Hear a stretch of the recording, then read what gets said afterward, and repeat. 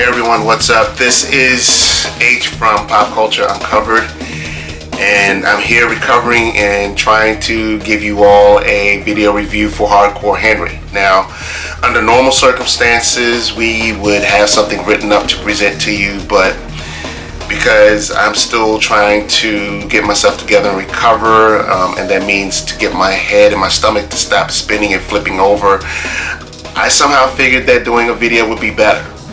And then the ironic part is, of course, because I really don't feel like getting on a computer and typing out anything, I still got to get on a computer, edit this video, and get it posted. So if you guys manage to get this tonight, I guess it might be a testament to how well enough I'm feeling to get this posted and up for you guys to see. So, before I really get into it, let me give you a disclaimer. If you've seen movies like Cloverfield, if you've seen Blair Witch Project, and if you've actually seen the trailer to this movie, you already know what you're getting into. This movie is shot from a first-person perspective, and it never really lets up. So,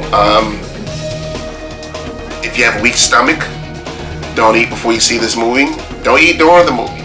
Take some Dramamine, or if you really got a weak stomach, don't see the movie at all. Just skip it and let everyone else tell you about it. So, what's the story of Hardcore Henry? Hardcore Henry is about a man who is resurrected from the dead by his wife, played by Haley Bennett. And he's in a lab, and he finds out that he's been made into a cyborg. There's a villain that we see by the name of Akan, and we've seen these types of villains in different video games such as Far Cry and a few others that's after him to create a cyborg army. So Henry breaks out of the lab, and somehow he finds himself in Russia, and then the movie takes off from there. Pretty much, this movie is a combination of many video games that most of us have played over the years that are either in a first or third person perspective, such as Call of Duty, Battlefield, Assassin's Creed, because there's some parkour in the game, as well as Mirror's Edge, and so many others that seem like they all just got together and this was the end result.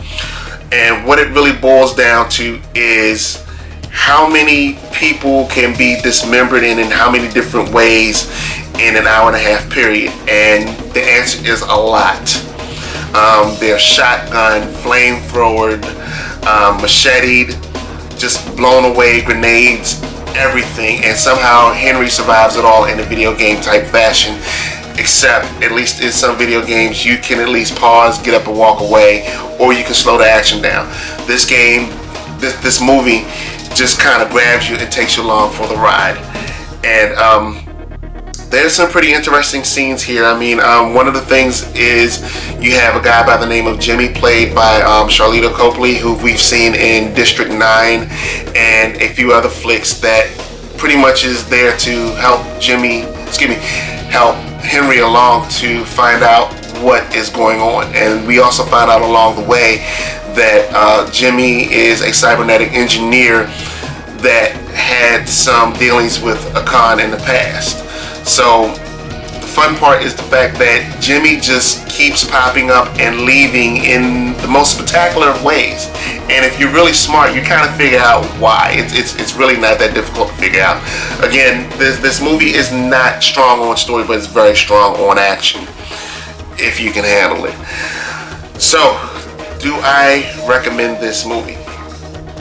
On a scale of 1 to 5, I give this a 2.75. It's not the greatest of stories, but if you're a gamer like I am and you think you can stomach this movie, it may be worth at least checking out once. And I think all you really need is one good time to check it out. This is not a first date movie, so unless your date is more hardcore than you, especially if you're asking them out, you might want to let this pass, unless of course you follow the disclaimer I gave from right off the top.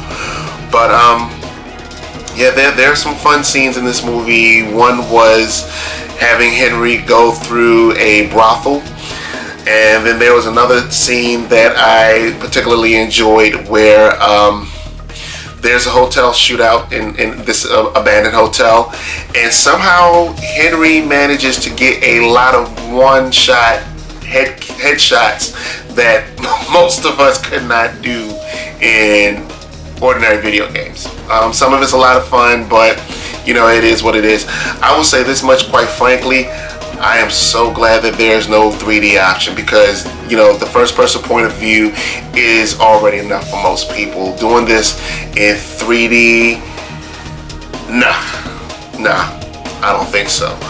So that's pretty much it for my review.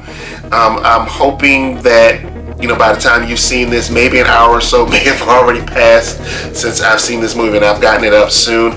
Other than that, you're taking your chances. Good luck, Godspeed, and we'll see you on the other side. Thank you for watching.